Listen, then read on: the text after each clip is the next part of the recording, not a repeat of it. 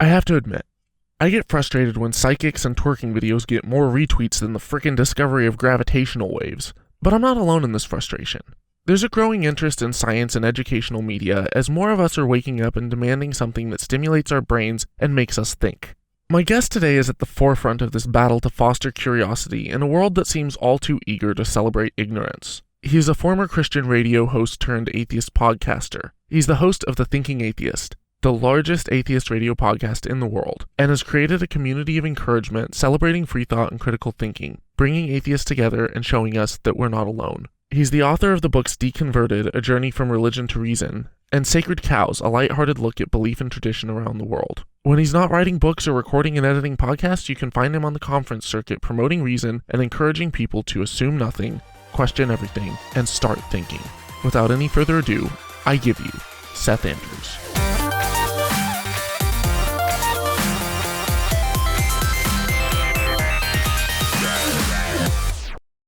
Welcome, Seth. How are you? Great to be here, man. Thanks for the invite. This is a huge honor for me because I've been following your work for some time now. Actually, while I was still a creationist, I stumbled across the Thinking Atheist podcast. What was your impression back then? It was interesting because I had already been watching a lot of debates, people like Hitchens and Dawkins, as well as some of the more confrontational atheist YouTubers like The Amazing Atheist and Cult of Dusty, as well as others. And so when I found your podcast, it was a bit of a breath of fresh air because it allowed me to see a former Christian with a much more welcoming, approachable style. Yeah, it's funny. I've been called a firebrand, but not often, right? And the temperature of my stuff's changed. I mean, when I first came out of religion, I was a bit more acerbic. I was a bit more, caustic. I was kind of mad. I felt like I'd been duped and lied to and all of these things. But I really, over the course of years, began to remember that, these are just people. Many of the people in the faith are victims themselves. A lot of the people in my life are true believers in God, and they're beautiful people. And I wanted to temper the conversations we were having with a reminder that I don't hate people because they believe in God. I don't think they're mentally ill or, lesser. Many times I just see them as victims of bad ideas and we just simply disagree on the subject. I want to be a conversation which has compassion for our fellow human beings. So I'm glad you noticed that. Thank you. Has your method changed from the time that you first started the Thinking Atheist until now? And have you become more or less firebrand over the years? Or has your approach taken a radical turn one way or another? The style of my productions has changed. I used to do a lot more of these sort of short form 2D animations. This is especially before the radio show, which takes up so much of my time. People don't know how much time goes into a well-produced radio show. So I did some of these short form videos, some of these semi-animated pieces, and the story of Susie and those types of deals where they skewered religion pretty bad. These days it's really more about, hey, I want to learn new things and I want to help people. I'm often asked, what do you want to accomplish, man? What's the purpose of your site? I'm like, I want to learn stuff, I want to help people. So instead of doing another riff on the old, this is ridiculous, I want to be a little bit more about, well, let's go a little deeper into the onion, man. Let's find out what other conversations are happening. Let's find out. Instead of saying belief in God doesn't really wash, well, how does belief work? How do we form ideas? How do our cultural influences affect what we embrace, what we don't? What is the backfire effect and belief perseverance? And, I just want to go a little deeper and take a little more time with this stuff. So you can kind of see the flavors tempered a little bit in some ways, but I'm still a very strong critic of religion, especially those who use religion for their own gain, to indoctrinate children and to lampoon and sort of tarnish the reputation of science and scientists. Do you have a favorite area that you like to learn about or a favorite topic you enjoy covering? For me, I love neuroscience and cosmology, but do you have a particular favorite field? If I have one area of focus, it's encouraging former believers that it's okay, or people on the fence. So if I have an area of focus, it's not necessarily an area of education. It's more about, I want to take those who are facing personal and or professional consequences for asking hard questions and reminding them that it's okay. And beyond that, you can look at the library of my shows and I'm all over the place. We'll do a show about belief in the brain and psychology. We'll do, we just did a broadcast a few weeks ago about how much the church has gotten wrong about its depictions of Satan and Lucifer, what more there is to learn. I had Dr. Elizabeth Loftus on. We talked about how you can fake people's memories and some of the experiments they've done where they can actually cause people to remember things that never happened, which that speaks to religious belief. And how useless eyewitness testimony is. Yeah, it's terrifying. Eyewitness is just terrifying. Anecdotes. And, we do broadcast about various religions. I talked to Ron Miscavige, the father of the head of the Church of Scientology, and we get behind the scenes there, and we get into the Mormon faith, and then we'll just do a random kind of an off-the-cuff, let's talk about something else just because we can. We'll do just an off-subject show and hang out as people. We'll talk about the movies and pop culture and whatever else interests us. It's funny. There were a few who, whenever I would veer from the straight-up atheism themes, would just go crazy. I didn't tune in to listen to this. But the truth is that I think we're real people, and we want to often talk about real life. Sometimes that allows us to branch off of these harder, more sort of clearly defined atheist religious themes and just talk about stuff, social issues, relational issues, human issues, those types of things. Well, and a lot of topics that people don't necessarily think tie back into religion actually do. You pull back the layers of something like how useless eyewitness testimony is, for example, and then someone comes along and claims that there are 500 people back 2,000 years ago who claim to have seen Jesus rise from the dead. Well, there are 500 people alive right now who think that they've seen Elvis after he died, or who claim that they've been abducted by aliens. So it all seems to come full circle. It does. We were just talking before we started the interview about near-death experiences, and I saw a white light. I saw vividly my dead relative. I saw Jesus. But when we learn about the nature of the brain at the moments near death and what happens and get into the science of it, it impacts. You learn about the brain, but you also learn about how it affects perception and how subjective perception is. There's a great show on TV called Brain Games that if you ever thought you could trust your eyes, just watch a few episodes of that and you realize how easily we can be tricked. Now, of course, our senses are extremely useful in helping us to navigate this life, but we can't say, I saw, I heard, I touched, I tasted, and immediately feel like those things are beyond reproach because we're subjective beings. So, and it's as a non-believer in gods, it's amazing how much stuff in my own life that I change my tune on. I used to be pro-death penalty, kind of an Old Testament eye for an eye thing going on. If you kill somebody, we'll kill you back. And then, you come out of that and you begin to see it differently. And the idea of a woman's right to choose what happens with her body, well, that changed. My political views changed. My views on the environment, my acceptance of climate science changed when I became more of a rationalist and didn't have a dominionist view where God gave us the earth to do with as we please. And he's coming back anyway, and he's going to sweep up and reset, and it doesn't really matter. Once you reject religion, it just ripples out into almost every aspect of your life, and that was certainly the case for me. There was an early video that you did comparing what tends to get attention in the media, and you showed how there were real geopolitical issues going on, but the stuff that's going viral is Kim Kardashian, Paris Hilton, and other celebrities who are just famous for being famous. According to the link in the first column, Jackson had tattooed his lips and faked his eyebrows. Truly earth-shattering information. In the second column was a report about the withdrawal of missiles in North Korea in the wake of its threats to strike the United States with a nuke.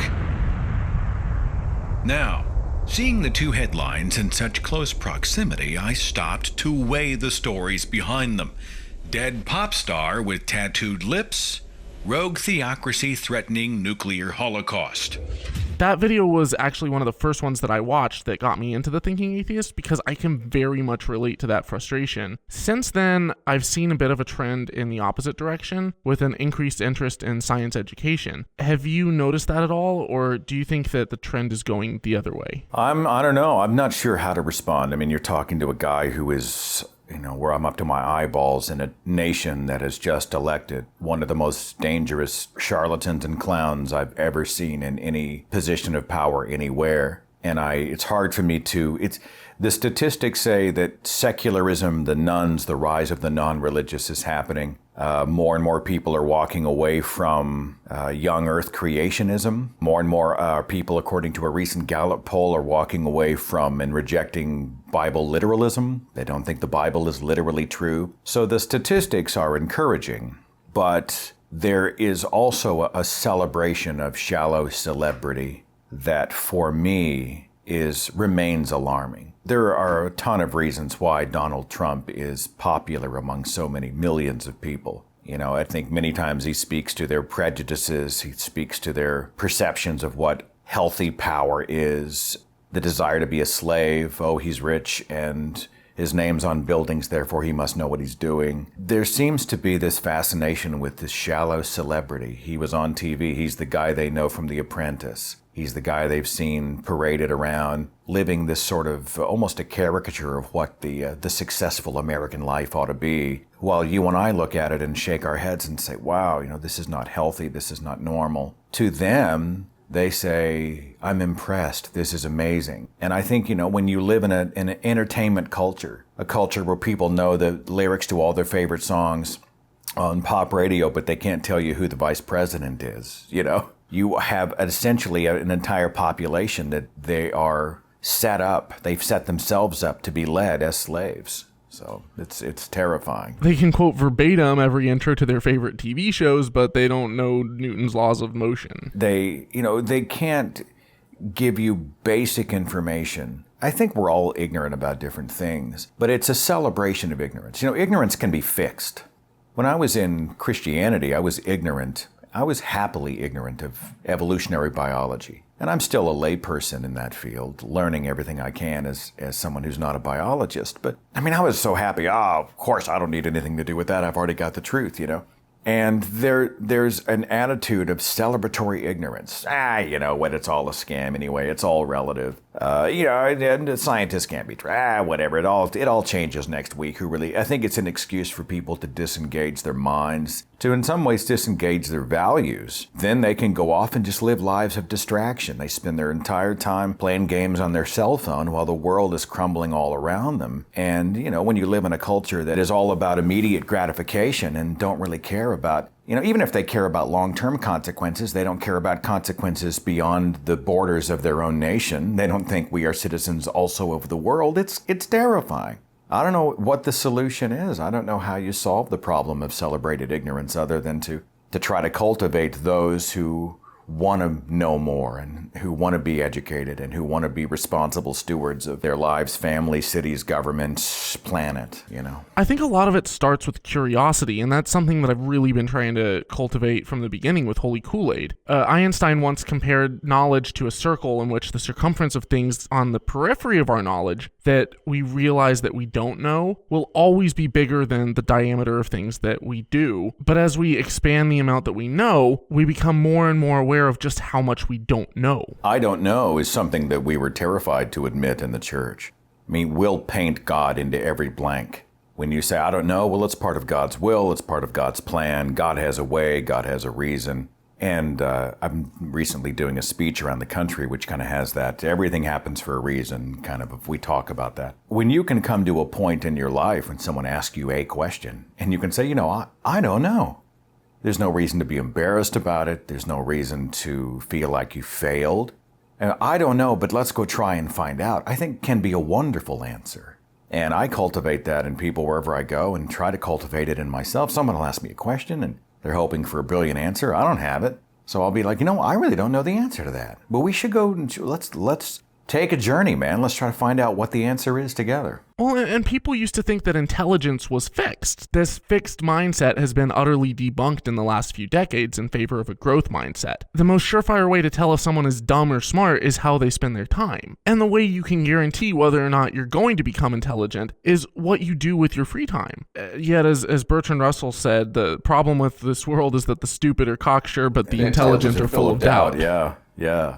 Well, I mention quite often in the church, doubt is very problematic. The Bible tells us the one who doubts, they're like a wave of the sea.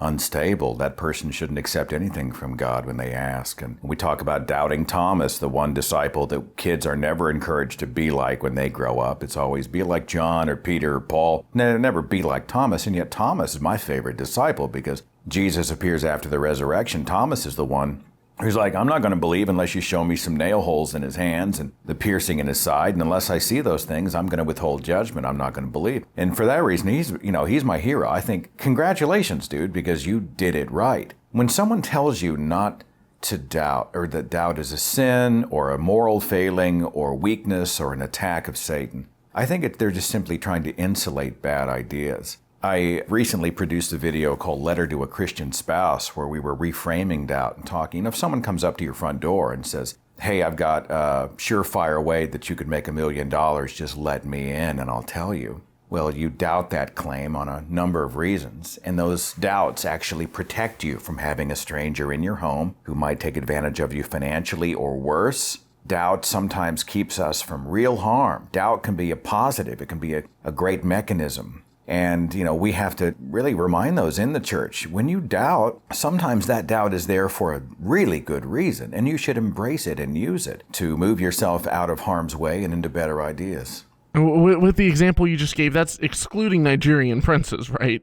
I get those emails, I get those and, be more potent, and I've got a bank account, and sometimes I'll post my spam mail on social media just because I think it's funny, and everybody will then post theirs. And it makes me wonder, are there people who actually buy it, believe it, and respond to it? Like, if it didn't ever work, wouldn't it go away? But I really don't know the answer. But it is fast. It's an interesting social experiment. Is there somebody who gets the email about the Nigerian prince who died and left $1 squillion to a widow, and she just needs your banking account information to be able to send you a portion of it? And they're like, oh my God, what are the odds? And they totally fall for it. I mean, has anyone ever done it? I'd be curious to find out. I was actually reading an interesting explanation on that, which claimed that the reason that spammers make emails so unbelievable and throw in spelling mistakes and whatnot is because they want it to be so obvious to anyone who's going to use critical thinking or think rationally and figure it out, because they only want to deal with gullible people who won't question it, and they're able to save a lot of time and weed people out by making it that's so an obvious. Interesting angle. Yeah. Take the make it obvious enough so that you've essentially cordoned off the more critical demographic, and now you've got a more cultivated potential audience there. Yeah. Tell me about your most recent book, Sacred Cows. I've got the first book being an autobiography. I wanted to kind of write down my story while it was still fresh, and I wanted to provide an encouragement. Deconverted is kind of an encouragement. It sounds like I'm shilling for my own stuff, but many times I'll just give the book. Like, I'll have a believer come up and go, what happened to you? And a lot of times, if I don't have the time to sit down and walk them through it, I'll be like, here, just read this, okay? It'll take you a few hours. Sacred Cows came out a few years later. I teamed up with an illustrator, a guy named Vince DePorter, who's one of the guys who's drawn SpongeBob SquarePants. And the guy's just brilliant. And I wanted what I was hoping to sort of under the surface by bouncing around the world and showing some of the more odd and strange and entertaining and occasionally just very concerning and frightening beliefs and traditions people do, often for religious reasons, is I wanted to show one after the other, after the other, after the other, after the other. I wanted to make it subtly under the surface kind of a comparative religions class. Matt Dillahunty's got a great line. He says, if you teach a child one religion, you indoctrinate them. If you teach them all religions, you inoculate them. Right? If you see these religions side by side, you see the traditions side by side, you begin to realize that your personal pet religion is no less ridiculous. That was my hope. So while we go and we talk about the cargo cults of the South Pacific, and we get into the snake handlers and the Church of Euthanasia and those types of things, we talk a little bit about the Satanic Panic. We do bring Catholicism into it. So I'm doing the fringe cults and these sort of oddball religions, where they smash coconuts over people's heads and march through town with a big phallic symbol on a parade float. But we'll also talk about Christianity and the Mormon Church and Scientology. And I'd like to tie them all together and say, just because it's popular doesn't mean it's not insane. It doesn't mean it's not any less ridiculous. And so Sacred Cows was kind of my exercise to entertain people in the hopes that it would entertain atheists, but that somewhere a believer in a mainstream faith would pick it up. And while they're busy poking fun at the cargo cult, under the surface, they're going, hang on just a second. While they're busy, laughing at the Mormon church and going, the Joseph Smith story, that's insane. They're looking at all of this insanity here. Under the surface, the message is being sent that, your belief in an all-powerful wizard and a holy book and your temples and the dirt man and rib woman and global flood with a floating zoo and giants and supermen who gain power based on hair length and all these biblical quote-unquote truths, they're no less insane. Oh, it's like when you're laughing at a funny image of someone until you wipe the fog away from the mirror. Yeah. And, I don't know if it works as that kind of thing or not, but people seem to have responded positively to it. It was a fun exercise for me.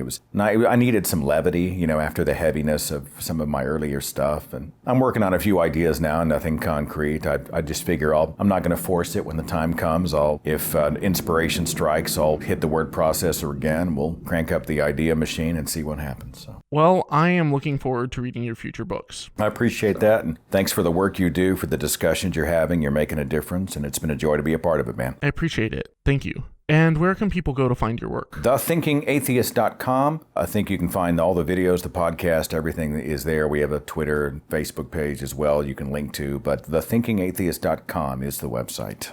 Awesome. Thank you so much for coming on, Seth. You bet. It's a real pleasure. Appreciate you, man. Take care. Thank you so much to all of my patrons for supporting this video and making it possible. If you want to support the show, I've got some pretty cool perks over at patreon.com. I also have a few other ways to donate if you want to just pitch in and help out the show. You can be free. Dare to be curious. And don't drink the Kool-Aid.